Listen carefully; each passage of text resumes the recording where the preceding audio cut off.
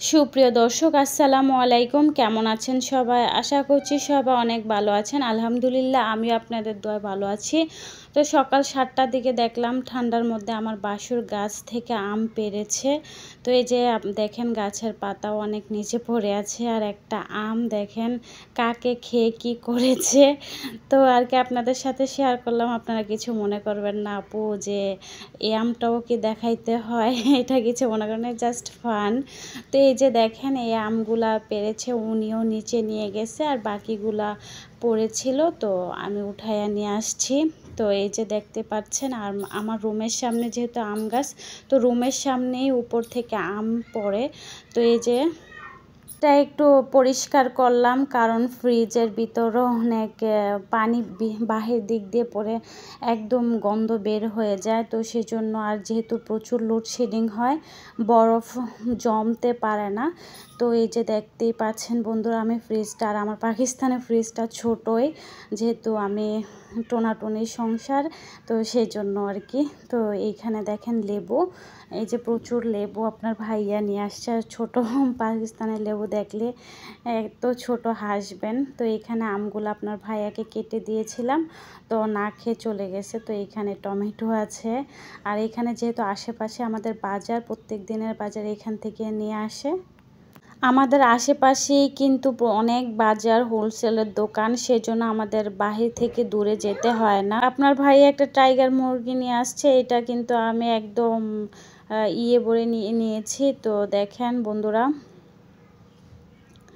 মুরগির চামড়া আর কি। তো এই যে আমি এখানে এটা আজকে আমি ভুনা করব, আর দেশি মুরগির মতোই তো টাইগার মুরগির স্বাদটা আসে। তো সেই জন্য দেখেন আমি এটা হাতে মেখে রান্না করব, প্রায় 10 থেকে 15 মিনিট হাতে মেখে এটা রেখে দেব।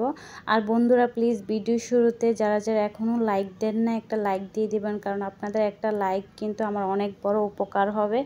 যেহেতু অসুস্থ, আমার বয়স শুনলে আপনারা বুঝতে পারবেন আমি একটু অসুস্থ, কারণ আমার প্রচুর পেট ব্যথা করতেছে। আর জানি না, হয়তো বা আমার শারীরিকভাবে আমি একটু বেশি অসুস্থ। কালকে ডাক্তারের কাছে গিয়েছিলাম, তো আমার দাঁতেরও সমস্যা হয়ে গিয়েছে। তো এই যে হয়তো বা গরমের কারণে, হয়তো বা তেল জাতীয় কিছু খাওয়ার কারণে পেট ব্যথা করতেছে। তো এই যে দেখেন এইখানে আমি কি কি দিয়েছি আপনারা দেখতেই পেয়েছেন। তো আমি দুটো কিন্তু আস্ত রসুন দিয়েছি, দুটো আস্ত রসুন কিন্তু ভাতের সাথে খেতে খুব ভালো লাগবে। আর এখানে হলুদ, মরিচ, লবণ, আস্ত মশলা, জিরার গুঁড়া, ধনিয়ার গুঁড়া, এগুলো তো মাংসের মধ্যে দিতে হয়, বলার কিছু নেই, কারণ আমরা সবাই গৃহিণী, আমরা সবাই রান্নাটা করতে পারি। তো বিশেষ করে আপনাদের সাথে শেয়ার করার কি ভালো লাগা মন্দ লাগা জিনিসগুলো আপনাদের সাথে শেয়ার করি, এইটাই। আর এখানে একটা ভালো কালার আসার জন্য আমি কাশ্মীরি লাল মির্চি এখানে ব্যবহার করেছি, আপনারা চাইলে এটা স্কিপ করতে পারেন। আর আমি তেলটা দিয়ে দিলাম।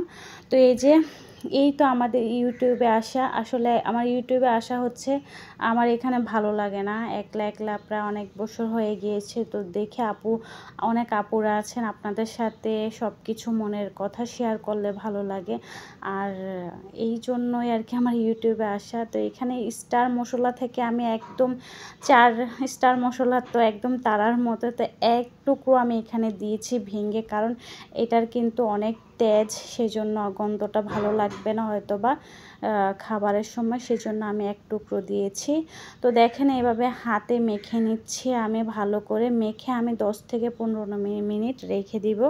তো দেখতে পেয়েছেন বন্ধুরা, আমি হাত ধুয়ে পানিটা দিয়ে দিলাম এর মধ্যে। আমি বেশি পানি এটার মধ্যে ব্যবহার করব না, যেহেতু এটা আমি ভুনা করব। তো বন্ধুরা এটার মধ্যে কিন্তু আমি ফিল্টার ব্যবহার করে নাই, একদম অরিজিনালভাবে দেখেন রসুনটাও কি সুন্দর লাগতেছে ফুলের মতো। তো আশা করছি আপনারা বাসায় এভাবে রান্না করবেন।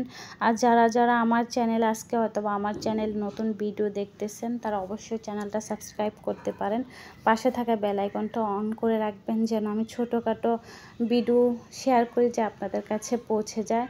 তো এই যে আমার জন্য সবাই দোয়া করবেন, আমাকে যেন আল্লাহ ভালো রাখে। আমার দুটোটা মেয়ের জন্য, যেহেতু প্রবাস জীবনে আছে, ওদের তো আর কে দেখবে, সেজন্য দোয়া করবেন আমি যেন সুস্থ থাকি। তো এই যে বন্ধুরা দেখেন, আপনাদের সাথে কথা বলতে রান্নাটা কমপ্লিট করে ফেললাম। এই যে আমি সব মশলার মধ্যে তো রান্নার মধ্যে যেহেতু মাংস গোস্তের কিন্তু উপর দিক দিয়ে আমি এভাবে গরম মশলা ছড়িয়ে ছিটিয়ে দিই, খেতে লাস্ট পর্যায়ে খেতে ভালো লাগবে। আর প্রথম অবস্থায় দিলে তরকারি কালারটা কালো হয়ে যাবে, সেজন্য আমি লাস্টে দিয়ে দিই। আর এই যে দেখেন কেমন হয়েছে, কতটা লোভনীয় হয়েছে, আপনারা দেখলেই বুঝতে পারবেন। খেতে কিন্তু দুর্দান্ত হয়েছে। আমি নিজেরটা নিজেই বললাম, কারণ আমি খেয়েছি সেজন্য আমি বললাম। যারা কন্টিনিউ ভিডিও দেখতেছেন, আমাকে সাপোর্ট করতেছেন, সবাইকে অসংখ্য ধন্যবাদ, সবাইকে ভালোবাসা রইল। তা আমি এখন খেয়ে নিব। এই যে দেখেন বন্ধুরা, আমিও খাবো, সাথে বাচ্চাদেরকেও খাওয়াবো। আর যেহেতু একটু পরে, এটা রাতে রান্না করেছিলাম, যেহেতু একটু পরে কারেন্ট চলে যাবে, সেজন্য বাচ্চাদেরকেও আমার সাথে সাথে খাওয়াই নেই আর কি। তো খাওয়ায় ওদেরকে ঘুম পাড়ায় রাখি। তো এই যে দেখেন, আপনাদের সাথে শেয়ার করলাম। কেমন হয়েছে ভিডিওটা কমেন্ট করে জানাবেন। যারা যারা এতক্ষণ পর্যন্ত ধৈর্য সহকারে আমার ভিডিওটি দেখেছেন, তাদেরকে অসংখ্য ধন্যবাদ। যারা যারা দেখা নাই, তাদেরকে দেখার অনুরোধ রইল। সবার ভিডিওতে কমেন্ট করবেন, সবাইকে সাপোর্ট করবেন, আর আমার জন্য সবাই দোয়া করবেন। ইনশাল্লাহ পরবর্তী ভিডিও নিয়ে আবারও আপনাদের সামনে আমি চলে আসব। তো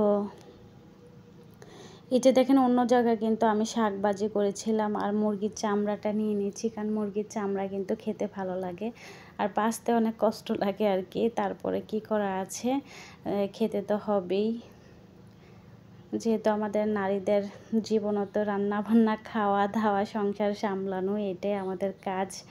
তো এই যে এখন ধন্যবাদ দিই সবাইকে। আজকের মতো আমার ভিডিওটা এখানে শেষ করলাম। সবাই ভালো থাকবেন, সবাই সুস্থ থাকবেন। আসসালামু আলাইকুম, আল্লাহ হাফিজ।